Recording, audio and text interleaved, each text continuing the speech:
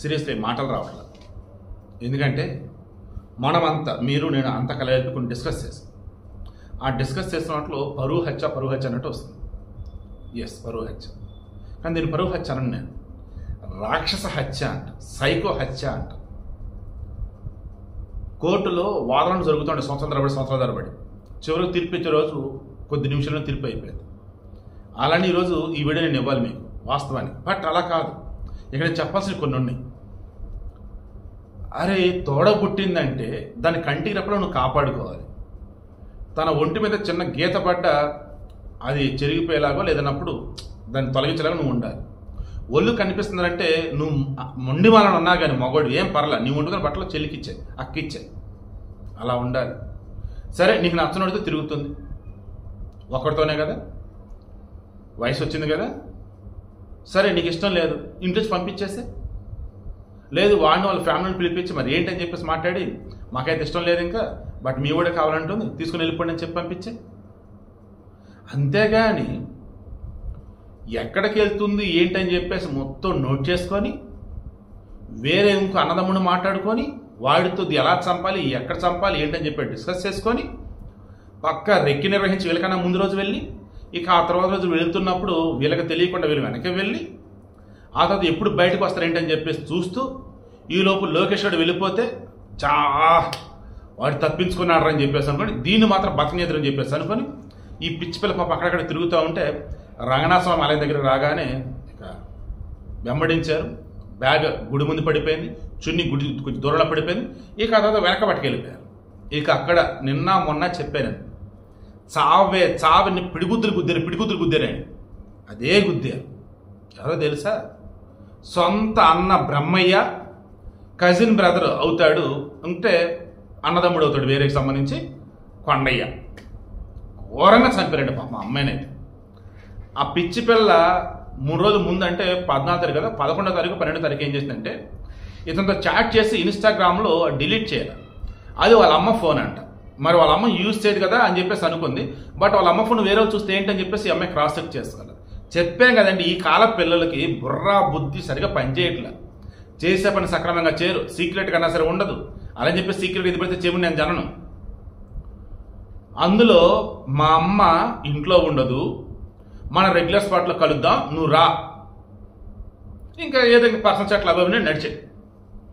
అది చూసినటువంటి ఈ బ్రహ్మయ్య కొండయ్యతో మొత్తం చెప్పాడు. వాస్తవానికి 3 నెలల నుంచి కూడా వీళ్ళిద్దరు వ్యవహారం నచ్చక చంపేదాని వేలో ఉన్నారు. ఊరిలో ఉన్నప్పుడు ఎక్కడ హనుమనగుత్తి, కడప జిల్లా హనుమనగుత్తి ఊరిలో ఉన్నప్పుడే నేను యాక్చువల్ ఇద్దరు ఒకే క్యాస్ట్ అనుకున్నా, వేరువేరు క్యాస్ట్లు అంట. వేరువేరు క్యాస్ట్లు, మనకన్నా డబ్బు తక్కువ ఉన్నాడు అండ్ అసలు 10 ఫెయిల్ అయినాడు. ఇక వాడితో సంబంధం అంటే ఊరిలో పరుగు పోయింది. ఎన్నిసార్లు చెప్పినా వీళ్ళు వినట్లా. ఇక చంపడం తప్ప వేరే ఆప్షన్ అని చెప్పేసి ఇద్దరు అనుకొని ఎవరికి తెలియనికుండా డౌట్ రానియకుండా ఇక ఈ అమ్మాయి పెట్టిన మెసేజ్ చూసేసి ఛాన్స్ దొరికిందని చెప్పేసి అనుకొని పక్క రెక్కి ముందు రోజు వెళ్ళి రెక్కి నిర్వహించేసుకొని ఆ తర్వాత రోజు ఆ లోకేష్ వెళ్ళిపోగానే ఈ వైష్ణవ్ వచ్చే సర్టిఫికేట్ తిరుగుతున్న మూమెంట్లో రంగనాథ స్వామి దగ్గర దొరకగానే దారుణంగా వెనక దిశలు కొట్టి చంపేశారు. పిడిగుద్దులు గుద్ది చావే దారుణంగా.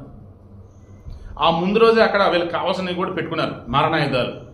రాళ్ళు పెట్టుకున్నాడా లేదన్నప్పుడు కర్రలు పెట్టుకున్నాడా మొత్తం పెట్టుకొని వచ్చారు.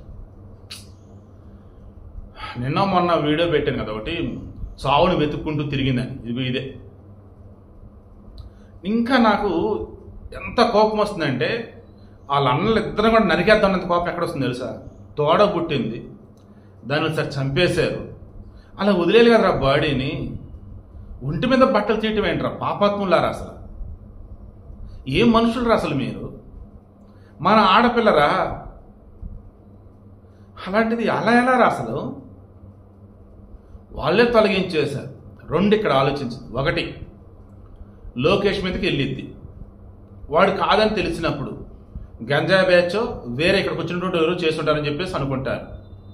ఎట్టుపోతే మన మీదకి రాదని చెప్పేసి ఫిక్స్ అయిపోయి ఆ నెక్స్ట్ డే వచ్చేసి కంప్లైంట్ ఇచ్చినప్పుడు ఆ అమ్మాయి బాడీని ఫస్ట్ కనిపెట్టి పోలీసు చెప్పిందో తెలుసా? కొండయ్య.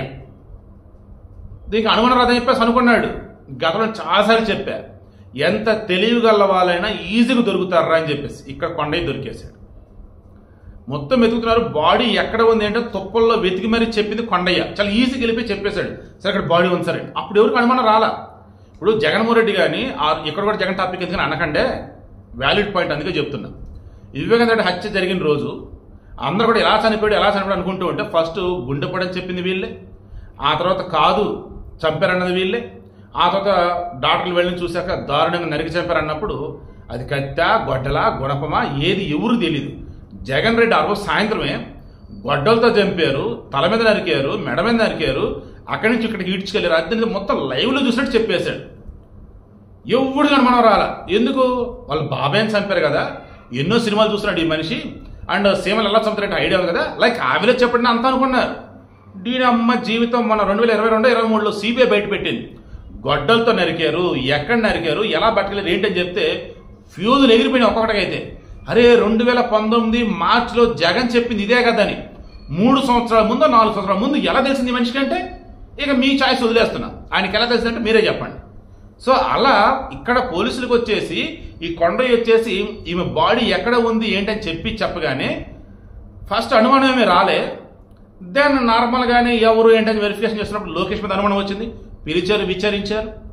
దెన్ వీళ్ళ అన్న సురేంద్ర వచ్చాడు, చూశాడు, వెళ్ళాడు. దెన్ వాళ్ళ పేరెంట్స్ అండ్ లోకేష్ వాళ్ళ మామ చరణ్ వీళ్ళందరూ అనుమానాలు వచ్చినాయి. చుట్టుపక్కల సీసీటీవీ మొత్తం చూస్తున్నారు. ఎక్కడ అనుమానం వచ్చేసి ఈ కొండయ్య బ్రహ్మ మీదకి వెళ్ళలా. ఎప్పుడు వెళ్ళింది? నేను నిన్న కూడా చెప్పే కదా, మొత్తం గూగుల్ టేక్అవుట్ పవర్ డంపింగ్ మొత్తం తీసుకున్నారు అని చెప్పేసి. ఆ గూగుల్ టేక్అవుట్లో చూసినప్పుడు ఆ రోజు 14వ తారీఖు ఉదయం 8 గంటల నుంచి మధ్యాహ్నం 1 గంట మధ్య మొత్తం 70 మంది మాత్రమే ఆ ఏరియాలో ఉన్నారంట. విజిటర్స్ కావచ్చు, రిమైనింగ్ వాళ్ళు కావచ్చు. వీళ్ళలో ఎవరు ఫోన్లో యాక్టివ్గా ఉండి ఏంటంటే మొత్తం చూస్తే ఈ బ్రహ్మయ్య కొండయ్య వీళ్ళ బంధువులు రిమైనింగ్ కూడా ఉన్నాయి. వీళ్ళకి లింక్ ఉన్న ఎవరైనా చూస్తే బ్రహ్మయ్య కొండయ్య కనపడ్డారు. ఈ బ్రహ్మయ్య కొండయ్య ముందు రోజు కూడా అక్కడే కనపడింది. అంటే అల్లుడు వచ్చి లెక్కి నిర్వహించేశారు. ఆయన తర్వాత రోజు వచ్చారు, ఇక్కడికి వచ్చే విషయం చెప్పలా. వీళ్ళిద్దరికి సంబంధించి మరలా వాళ్ళు ఏమేమి చాట్ చేస్తున్నారు ఏంటని చెప్పేసి వాళ్ళ ఈ సోషల్ మీడియా అకౌంట్ చెక్ చేస్తే ఈ లోకేష్ తర్వాత వైష్ణవి ఎలా వెళ్తున్నారు, ఎక్కడికి వెళ్తున్నారు, వాళ్ళని ఎలా ఫాలో అవుతాం, ఎక్కడ చంపుతాం, ఎలా చంపుతాం అని చెప్పేసి మొత్తం బ్రహ్మయ్య కొండయ్య మధ్య చాటు క్లియర్. చంపేసిన వాళ్ళు ఇద్దరే. అయితే వీళ్ళిద్దరిని ఎవరైనా రెచ్చగొట్టారా, వీళ్ళిద్దరిని ఎవరైనా ప్రోత్సహించారా, వైష్ణవి అమ్మ నాన్నకి అసలు మనకు తెలుసా లేదా, ఇవన్నీ ఇప్పుడు తెలియాలి. ఒకవేళ వైష్ణవి పేరెంట్స్ వచ్చేసి సచ్చిందిలే అని చెప్పేసి అనుకుని సైలెంట్గా ఉన్నారా, లేదంటే మనం చెప్పాం కదా చెల్లి చంపారని చెప్పేసి గుడ్ ఆడే చంపేశాడని చెప్పేసి అలా సైలెంట్గా ఉన్నారా అర్థం కావట్లేదు. విచారణలో తెలియాలి. ఈ వీడియోకి మెయిన్ ఇంట్రెస్ట్ మరలా చెప్తున్నా, ఎంత దారుణం అండి, ఎంత దుర్మార్గం అండి. అసలు సొంత చెల్లిని చంపేసి ఒంటి మీద నూలు పోగు లేకుండా నగ్నంగా అక్కడ పడేయటం ఏంటి, చంపడానికి ముందు అరికాళ్ళ మీద కొడతాం ఏంటి, ఒంటి మీద దారుణ పిడిగుద్దులు కొట్టడం. అరే ముండనా కొడకల్లారా, మనుషులేరా అసలు మీరు? ఒక అమ్మ అబ్బగా పుట్టారా మీరు? ఎలా అలా చంపుతారు ఒక ఆడపిల్లని? అసలు ఏ పాపం చేసిందిరా?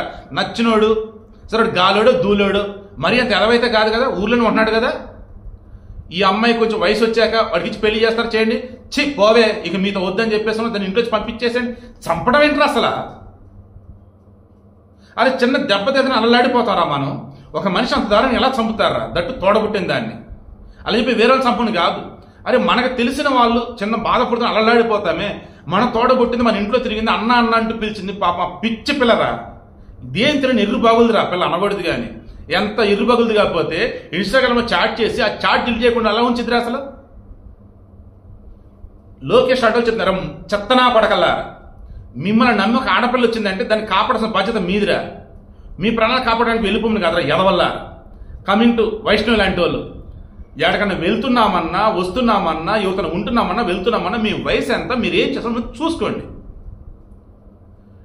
ఎన్ని చెప్పినా మేము చేసే అనుకుంటే సీక్రెట్స్ మెయింటైన్ చేసుకొని సావండి. ప్రమాదం పొంచి ఉందని వాగా తెలిసింది, నీతో పట్టినట్టు తెలిసింది, నీకెందుకు ఉండదు మరి అది? అప్పుడు నువ్వు కూడా జాగ్రత్త పడాలి కదా. చేతులారా చావును వెతుక్కుంటూ వెళ్ళింది వైష్ణవి. లోకేష్ అదృష్టుడు బతికిపోయాడు. ఇప్పుడు సురేంద్ర ఇన్వాల్వ్మెంట్ ఉందా, ఓన్లీ బ్రహ్మయ్య కొండయ్య ఇన్వాల్వ్మెంట్ తెలియాలి. అండ్ ఇందా చెప్పినట్టే నిన్న మనం డిస్కస్ చేసినట్టే వైష్ణవ్ పేరెంట్స్ తెలుసా తెలియదా, తెలిస్తే ఏం తెలుసు, తెలియకపోతే ఏం తెలియదు, ఇవన్నీ తెలియాలి. లోకేష్ సైడ్ అయితే ఎక్కడ కూడా ఇది క్లియర్, అంటే సమస్య లేదు, అంత క్లియర్.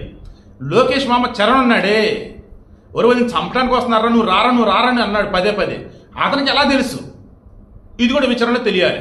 అతను జనరల్ గెస్ చేసి చెప్పాడా, అరే మీ పిల్లోడు ఆ అమ్మాయి తిరుగుతున్నారంటరా, దొరికితే చంపేస్తారా అని వాళ్ళు జనరల్గా అంటూ ఉంటారు. అలా అంటూ ఉంటే వాటిని బేసేసుకొని అరే వద్దురా చరణం గంటన్నర కదా చాలరా, సారీ అరే వద్దురా లోకేష్ గంటన్నర చాలు కదరా, వచ్చండి అలా అన్నాడా? ఇందులో చాలా ఉంటాయి. ఎందుకంటే మా చిన్నతనాలు కావచ్చు, కొంచెం పెత్తనాలు కావచ్చు, ఎవరితోనైనా కలిసి ఉన్నామన్నా, ఎవరితోనైనా కలిసి ఎటున్నా వెళ్తున్నామన్నా, మా ఇద్దరి మీద ఎవరికైనా అనుమానం ఉందన్నప్పుడు వాళ్ళ ఊరోళ్ళకి తెలిసినా, వాళ్ళ కుటుంబాలకు తెలిసినా ఖచ్చితంగా ఎవరైనా మమ్మల్ని హెచ్చరిస్తారు. కామన్, సినిమాలు కూడా చూస్తూ ఉంటాం కదా. అలానా లేదా పక్కా సమాచారం తెలిసి ఈ లోకేష్ మా అమ్మ హెచ్చరించాడా? అలా పక్కా సమాచారం తెలిసి కూడా హెచ్చరించడానికి ఉంటే అరే నీతో పాటు ఆ పిల్లని తెలదేంటని చెప్పేసి అక్కడ పళ్ళు రాలగొట్టాల్సింది లోకేష్ని. అలా చేయకుండా ఉన్నట్టయితే ఖచ్చితంగా లోకేష్ వాళ్ళ మామది కూడా తప్పే ఇక్కడ. బట్ అంతా కలిసి అమ్మాయికి కూడా పిచ్చిది ఎర్రి బాగుతున్నటువంటి వైష్ణుని చంపేశారు రా పాపం.